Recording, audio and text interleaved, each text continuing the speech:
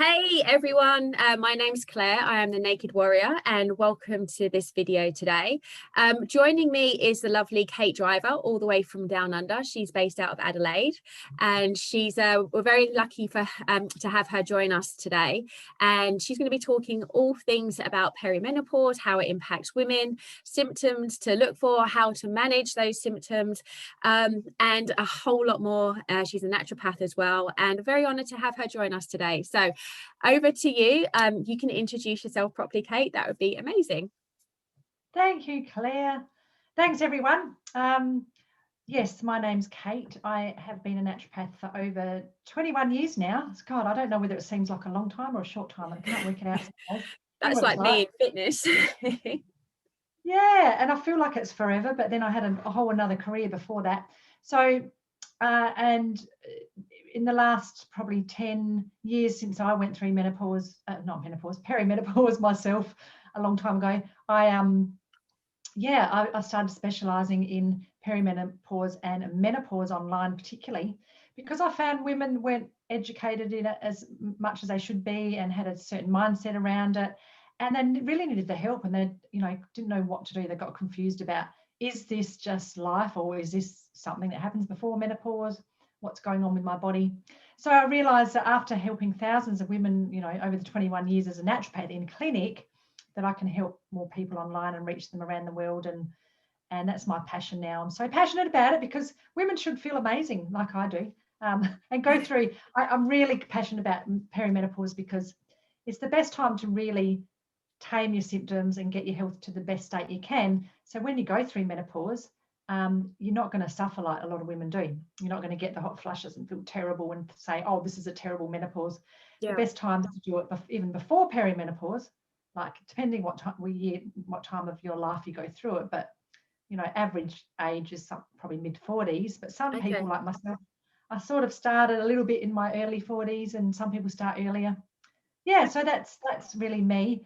So what is perimenopause? Obviously, women know that they're going to go through the menopause and their menstrual cycles are going to finish. So what's the difference between perimenopause? What can someone expect in that phase, and as opposed to in actual menopause?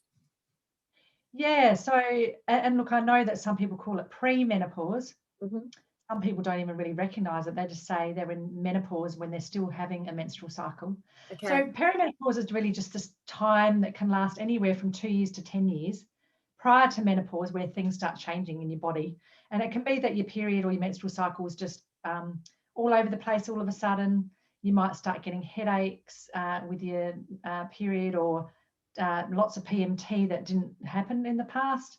And some people call it PMS, premenstrual syndrome, or premenstrual tension. Yeah. And that can be anything from headaches to breast tenderness to moodiness to feeling teary, cravings, weight gain, bloating, or fluid retention. All those sort of symptoms can be either really extremely pronounced, or women like myself, which I never really got them in the past, then suddenly start getting them a little bit. And some women feel like they've got it all the time, like not just before your period, that you get it every day and you feel moody every day. And then I would say that, a lot of women talk about that. So it's menstrual cycle changes where maybe you might skip a period, or you get them more often or less often. Some women get heavier periods or more cramping. Some women get lighter periods, so it can differ for each person. But that's when you sort of think, oh, okay, if you're in your 40s, you might be going through that perimenopausal stage where your ovaries are starting to shut down a little bit and not work as much as they used to when you're younger, because they don't need to. And and that affects the whole body, basically, the rest of the hormones, because all the hormones work together in harmony. And when some of the estrogen drops and the progesterone drops, or sometimes the estrogen rises quite dramatically in perimenopause, so it's what we call unstable. Sounds good, doesn't it? It's unstable. Don't trust it.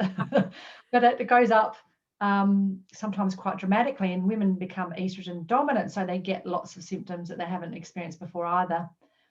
And I would say that the majority of women in perimenopause are estrogen dominant, and that's because of their progesterone dropping. So they might also start reacting to histamines or get more allergies that they never used to. Their thyroid might become underactive and they put on weight quite easily. They might start getting the midriff fat and insulin resistance because of all these changes. So that's it's really perimenopause is when all these changes start happening. And then menopause is only really, if we want to call it diagnosed, because it's not a disease, but if you go to a doctor, they say, yes, you're in menopause, is when you haven't had a period for at least 12 months consecutive. Right, okay. So, and that's really when you're in menopause. You don't menstruate anymore. You might still have similar symptoms, or you might start getting hot flushes. But women can get hot flushes in perimenopause as well. Just depends on the woman. And some women don't get any symptoms. They're the really, really, really lucky ones. But that's not usually, it's usually in some Asian countries where they have a different lifestyle and diet as well. Okay, so tell me a little bit more about that. Obviously, you've described someone would know that they're going into perimenopause because it's a change in the signs and the symptoms around their menstrual cycle. Some, might become a bit more prominent, and they might experience things that they hadn't experienced before. So how would that be managed? And obviously, you just touched on some Asian women because of their lifestyle and diet. So what's a better way to live, or better foods to have, or any supplements to help with those symptoms? Yeah, and it is really important, because we look at our culture, and firstly it's the mindset, expecting something terrible to happen, and that we all suffer with our periods, and we all suffer with perimenopause and menopause. So a lot of those cultures that don't suffer don't have that mindset around it, but it's also their diet. And the fact that, just as an example, in Japan they do a lot around self-care, and sort of especially with workplaces as well. And they have a different diet where they have a lot of phytoestrogens, which are in their food, and the fermented type of soy is in their diet, not the unfermented, which is not healthy for you. So you don't start just having soy, because that's not great. So and generally, and I think obviously there's some women over there that would have more of a Western diet that start getting these sort of symptoms and putting on weight and all these things. But so, really you want to look at, firstly, okay, what you're putting in your mouth. I think the two big things are stress, and stress can come in many forms. It doesn't have to be that, you're stressed and you're always, worried and that sort of thing. Stress could be anything from being too busy, not sleeping enough, having far too much to do, to allergies, to chemicals you get exposed to in your environment. That's a really big one. And ongoing stress, and even the stress in the world that we've all, experienced in the last year. Emotional stress, like you said, toxic stress, and even physical stress as well. And look, physical stress. So thanks for reminding me. So over-exercising. I used to be one of those. Under-exercising, that's a stress to the body. Being far too sedentary, being in front of a computer for 24 hours a day. Not that's an exaggeration, but feels like it some days. Well, but for me too, sometimes with the online work, and some people are just connected to their laptop, their phone, their devices all the time. And that's not great for hormones. And now with the 5G rolling out around the world, that's a big issue too. So we've got to look after our health and our immune systems even more, because all these things disrupt our hormones. So we want to look at what's in our environment, and then we want to look at what we're putting in our mouths. And I would say, and this scares some people, but three of the biggest things I look at reducing or avoiding, if you can, is alcohol. And I'm sorry, but that's just the time of your life where it really makes a big difference. And I've tested it myself, and it makes a huge difference. If you can ditch it altogether, that's great. And after a while, you just don't miss it. I've been at that stage for quite a while now, and I don't look for it or think about it anymore. But when you're sort of thinking about it, and you're always used to having a few drinks here and there, or on the weekends or whenever, then you just get into a habit and your body expects it. But when you take it away, it's like anything. Then it takes a while for the habit to sit in, about 21 days, they say. And then after a while, you don't really need it and look for it. So alcohol is a big one, because that disrupts your estrogen. It can make you more estrogen dominant. It inflames the gut or the digestive system, can kill bacteria that we need, good bacteria in our intestines, which is really helpful for metabolizing our estrogen. That's really important. And for our immune system and our other hormones that act in our brain, like serotonin and dopamine, which keep us happy and motivated. So I'm not saying alcohol is bad, but a lot of people, when they do have a drink, it's more than just one. So that's when it can, cause issues. And like you said, during that time when you're going through the perimenopause, it's smart, if you're wanting to manage your symptoms, is just to pull back a little bit on your alcohol intake. Because, like you mentioned before as well, it interrupts your sleep, and then that's going to put your hormones out as well. Oh, yeah, absolutely. And that's the thing. A lot of people think, oh, I'll have a glass of wine because I feel stressed. But there's so many other things you can do that don't disrupt your sleep, because you'll probably go to sleep all right, but then you'll wake up, because what happens is your liver has to work harder, and your kidneys. And that's the other thing. Your liver gets stressed when you drink alcohol. And we want our liver to be really, really healthy. It also stresses the adrenal glands, and our adrenal glands really need to be really healthy. This is a big thing in perimenopause and menopause.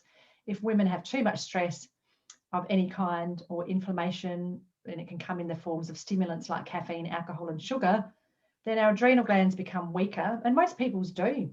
Yeah. I've had adrenal issues on and off. I know that's a weakness that run in our family. So some people are genetically more predisposed to weaker adrenals, and that means your body doesn't deal with stress as easily. So when our ovaries shut down and we don't produce those hormones, our adrenals need to be healthy, because they sort of take over. They produce this hormone called DHEA.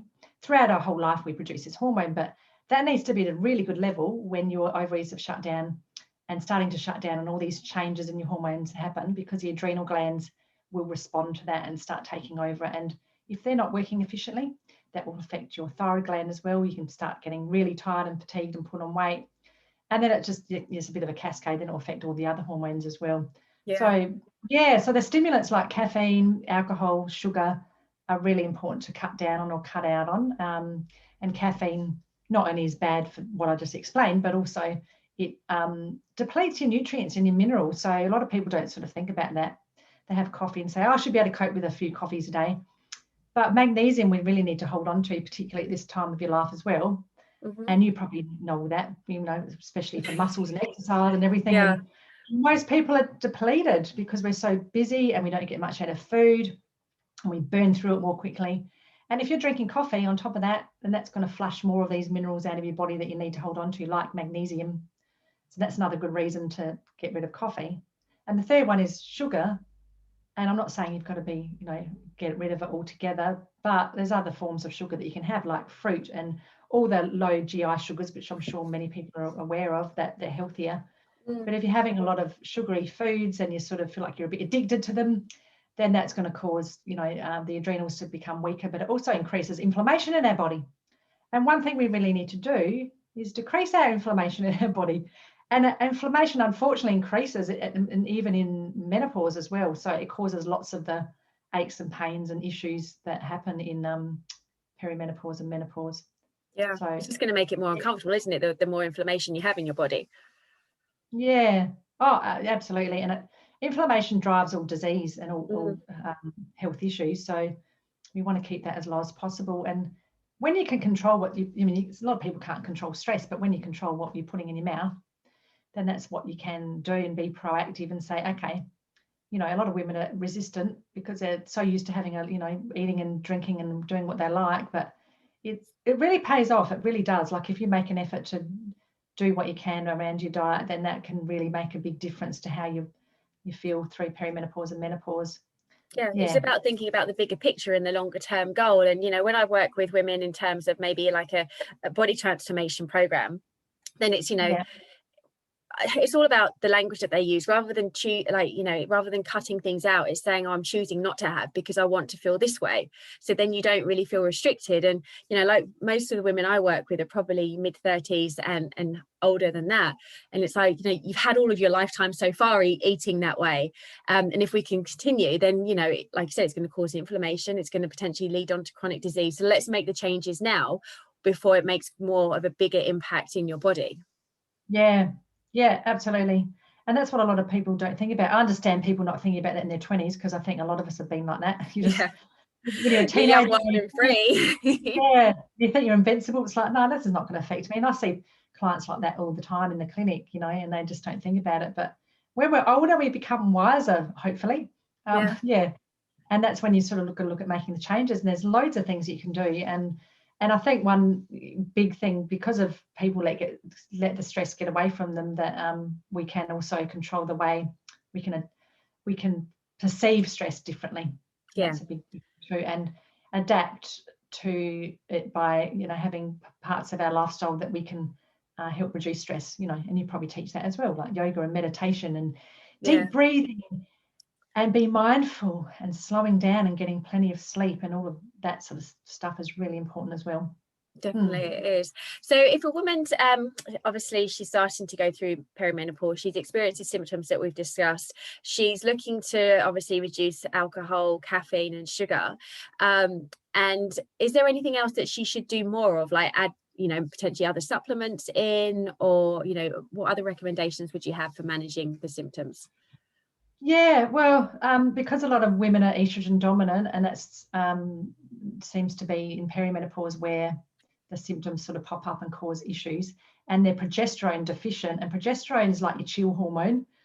And if you start getting anxiety and sleep issues and hot flushes, then it's usually because the progesterone is low and the estrogen is quite high. And sometimes the estrogen can, like I said, fluctuate quite a lot. But the whole idea is to help our liver and our gut health. So we might look at taking probiotics and eating really good forms of resistant starch or fibers that help feed the good bacteria in our intestines. And a lot of people do all those fermented drinks and foods and things.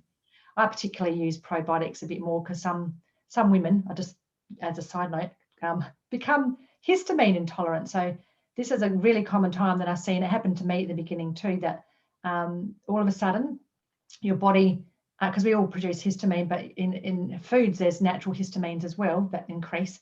And because of this estrogen dominance and the fluctuation with your hormones, and if there's inflammation that can change the gut bacteria, then you become more intolerant to histamine foods. And some of those can be like dairy products, fermented foods.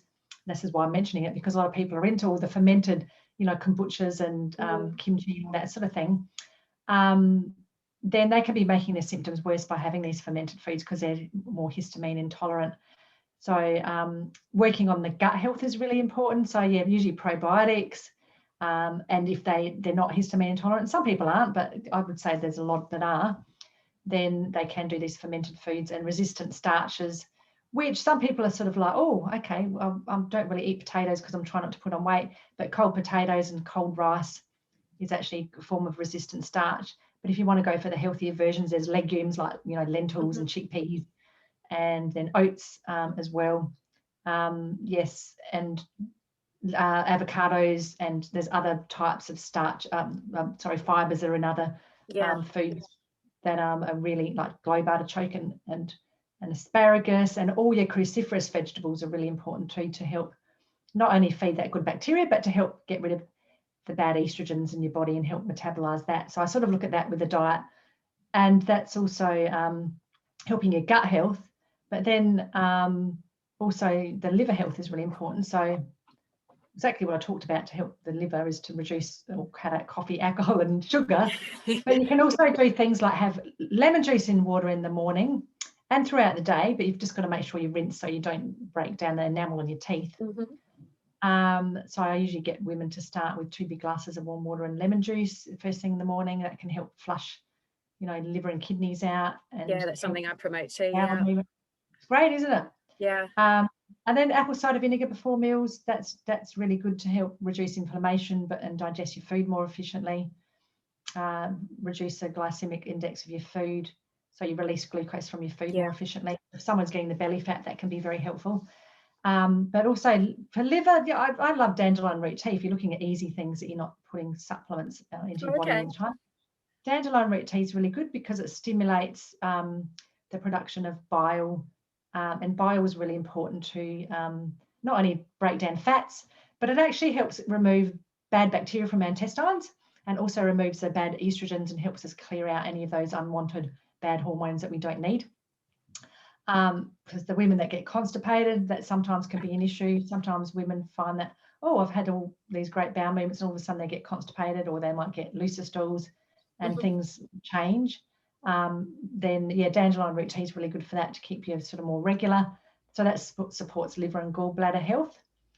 And there's other herbs. I really suggest to people, if they take herbs for the liver, that they look at make sure that they're not taking a medication that it could be contraindicated with some sort of, you know, unless I'm doing a consult, I don't usually recommend that you just jump into taking all these liver supplements. And I know there's heaps online, and I come across clients all the time that take it and they might have a really bad health issue, or on lots of medications and they're not aware that these liver herbs can actually sort of affect the way the medications metabolize and upset that balance, so it could potentially cause more of a health issue. So just to be aware of that. I think it's you know, it's something that I see. It's, you need to get the basics right with your health and fitness before, you know, I start making changes with anyone in terms of any type of supplementation or, you know, moving things forward. Until someone I know's nailed the basics, then I wouldn't be looking to introduce anything else. Exactly, I think the same as yourself. So like, get the basics right, like you said, you know, reduce the alcohol, caffeine and sugar, supplement with the Dandelion Root Tea, you know, have that hot lemon as well, and you know, you're putting yourself in a much better place first, and obviously the vegetables, and I think, you know, that's a great place for most women to start. And then if they're still experiencing quite or the discomfort, I guess, with their symptoms, then obviously it's looking to find someone like yourself who can give them a more detailed look at, you know, what their lifestyle is, see if they're on any other medication or anything like that, and then work around from there. So if any of the ladies watching want to reach out direct to you, what I will be doing is putting the comments in the comments below this video. Then I will just be posting links for people to contact you, and obviously you're in the Naked Warrior tribe as well, so you know, if anyone wants to reach out directly, they just go and find Kate. That's all good. But you've got a specific program, is that starting soon? Do you want to talk a little bit more about that one? Is it your 6-day? Yeah, sure. Look, the program runs most of the time. I sort of promote it here and there, so I don't have the special price all the time. But I think at the moment I'm just running it for a week. You can jump onto the webinar where you can get the special price, but I'm happy to send the link to anybody with that price as well that that's interested. It's called Over 40 and Fabulous, and it's an 8-week program. And there's 2 versions, and I might as well mention that. So you can either watch the sorry. Do. Yeah, there's sort of 2 versions. So I think everybody's going to be different, because some people want that one-on-one support. And I think it can be like with supplements, and to be very specific about diet and looking at what that particular woman needs, because everybody's going to be slightly different with their symptoms. The gold version is probably the best one to get for a good transformation, to get good results, you know, that straight away, that are more specific. And that's still an 8-week program. So the programs are the same, but you get 2 consults with me, and then so they're one-on-one on Zoom, and there's not a limit to it. So they're fairly long. They can be 1 to 2 hour sort of consults. We go through as much as we can, and I can recommend any salivary hormone tests or any tests that you need to have done, and exactly what you need to be eating and doing, particularly for your symptoms. And there's also support that you can get through that whole 8 weeks as well. So if you've got questions in between the consults or while you're doing the online program, so every week there's a module release that goes through any sort of issue that you need to deal with. It goes through even what sort of hormone tests you can get done, and you know, how to detox, how to lose weight, how to support your adrenals and your thyroid, and what to look for, how to improve your gut health, and how to clean up the toxins and in your environment, and with your personal care products and things like that. And there's an anti-aging module as well. Module? Did I say model? You did say model, but a model. No, it's not a model. There's no models involved in my program. Anti-aging module. Yeah, so that's the gold version, and then there's just a do-it-yourself version. So if somebody doesn't want the consults and they want to see how they go just following the 8-week program on their own, there's still plenty of information, and there's recipes and guides there as well, and it's pretty in depth. I've put a lot of effort into it, and yeah, so that's that. Like I said, it runs all the time, but the specials are only offered every now and then. The next time I'm going to really opt for the special in a big way is on my challenge that I'm doing on the 12th of April. Okay. In my Perimenopause Power Challenge. So if anybody would like to join that, you can. But you can also look out for if you'd like to get to know me better, my Over 40 and Fabulous masterclass, which is online. That's where I offer the special prices. But if somebody wants to know about Australia that way, they can obviously let me know. That's fine too. Yeah, amazing. Well, like I said, I'll be posting all of the links to all of your different workshops and programs in the group with this video as well. So if anyone wants to reach out directly, that is perfectly fine. Before we wrap up, are there any other words of wisdom that you would like to share to women? We have covered a lot today. It's been really great. So thank you so much. Oh, that's fine. Thank you. Oh, look, I could cover loads more. I could probably talk for two more hours, really. That's it. I feel like we've just started, but that's it. There's just so much involved. Words of wisdom. No, well, words of wisdom are, even if you start with changing your mindset around it and say, I'm determined, and this is what I'm like. Like I absolutely, when I started getting symptoms, thought, no, I don't accept this. I'm sorry. I'm gonna feel fabulous. That's why I call my program and my group Over 40 and Fabulous, because that's what we should feel. And it absolutely is possible. And don't let anybody tell you that, oh, this has got to be a terrible time of your life. This can be, it's a most liberating time of your life. And because of this transition, and we're meant to be the wise women, sort of in perimenopause and menopause. And in a lot of cultures, those women are really looked up to, and they're the strongest women of the whole family. Whereas somehow we get looked down on. I don't know why, and it's a bit taboo talking about it. So that's the first thing. And don't be scared of any of your symptoms. They're easily resolved. And I've helped so many women over the years that it's easy. It's easier than you think, actually. Yeah. Amazing. Yeah. I do just have one question, something you just brought up there, because I remember when my mum went through menopause, and it did seem to be a struggle for her, and it was a while ago, and she was put on HRT, and she seemed to suffer a lot with the hot flushes and things like that. But on the other side of that, it was also dealing with like that next phase of your life, and kind of potentially feeling feminine because you didn't have your menstrual cycle anymore, or feeling sexy because your hormones were changing. So is that something that you see with women? Like, is their sex drive impacted? Is there issues around, oh my god, now I feel like old and outdated kind of thing? Or are those thoughts normal? Now I wouldn't say they're normal. Yeah. Or common, I should say. Common, yeah. Yeah, and I most certainly have never had those sort of. I would say, about the women I'd see, only perhaps about a third of women, if they are the ones that suffer like low confidence and depression, and that's usually when their thyroid and their adrenal glands have completely crashed. Right. And you think the depression is just to do with serotonin. It might be to do with that, and that's where doctors say, well, if you're getting hot flushes and that sort of thing, let's put you on an antidepressant. But a lot of the times it's because of their gut bacteria being imbalanced, and their thyroid is underactive, and their adrenal glands have crashed, and that can cause similar symptoms like low confidence and low motivation and depression. And then yes, those women are definitely going to feel like that. Yeah, I think. And libido definitely does drop because the testosterone also drops. I didn't mention that before, but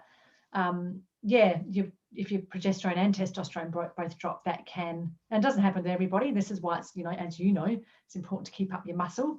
Yeah. Keep building muscle, because we lose it so rapidly. And if you're having, good amount of muscle, then your testosterone should be fairly good, and you shouldn't suffer with the low libido. Yeah. And that, it can be stress related as well. So I would say I wouldn't say that's like, I know you said normal, but common. Yeah. I wouldn't say it's either of those are really common. I would say that maybe about a quarter to a third of people that I see and deal with have those symptoms. Okay. So yeah, and I think some people expect it's going to have to happen to everybody, but it doesn't. I know loads of women that their sex driving increases hugely. Amazing. And they feel more sexy, and because they feel more liberated, and can let go of all. I mean, it's sort of a bit about letting go of all the crap in your life too, and saying, this is my time now. Yeah. Let's do what I want to do in my life, especially if the kids have grown up or nearly grown up and they're doing their own thing. And you just, you can step into that. And it, like, again, that I know that there's physical issues with having these symptoms, but you can also perceive yourself differently and say, well, actually, I'm going to feel the best and be the sexiest I've ever been in my life, and this is the way I'm going to be. instead of telling yourself the opposite. Yeah, and it's like I said at the start, it just comes down to mindset, which we both talk about, so that's amazing. Okay, thank you so much for your time. It's been really lovely to chat with you and hear your words of wisdom. Very, very useful and very, very insightful, so thank you so much. Like I said, I'll be posting the video, and all the comments for how people can contact you will be put in the comments section. But yeah, thank you so much. Thank you for joining us from sunny Australia today.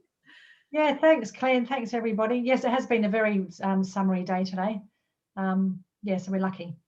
Oh, I know we've had a little bit of a heat wave recently too. So yeah, one day and everyone's got their shorts on again. Oh wow, what temperature was it? Oh, nothing. It was only 26. Oh, well, that's probably good for there, isn't it? Yeah, it's good for. I knew you were going to say that. It's good for here, but like you're like, oh, that's like normal. Yeah, see, I like it when it's like in the 30s or 40s. Yeah, I know. Hot summer. We've had a hot summer. Our summer, we've had one 40-degree day, I think, and then it's been, because I live near the beach, and I'm a bit obsessed with it. And that's the other thing, like getting out into nature really helps hugely, and that's definitely why I live near the beach and I go down morning and evening and exercise. So yeah, ladies that don't get outside and exercise, or get fresh air and get that sunlight, and that's the other. I'm just going to leave with that. Make sure you get morning sunlight. I know it's sometimes in the UK, particularly in some other countries, you're limited with that, but if you can get out and get sunshine, and don't wear sunglasses and sunscreen, even if it's for 10 minutes to half an hour, to help reset our circadian rhythm or our biological rhythm, then that can reset your hormones and help you sleep at night time when you get exposed to that sunlight in the morning. Yeah. If you don't do that, you're more prone to hormone imbalances as well. So anyway, that's nice. That's a nice. That's awesome. That's a great little tip. All right. Thank you so much, Kate. Thanks, everyone. Thank you. Bye. Bye. Bye.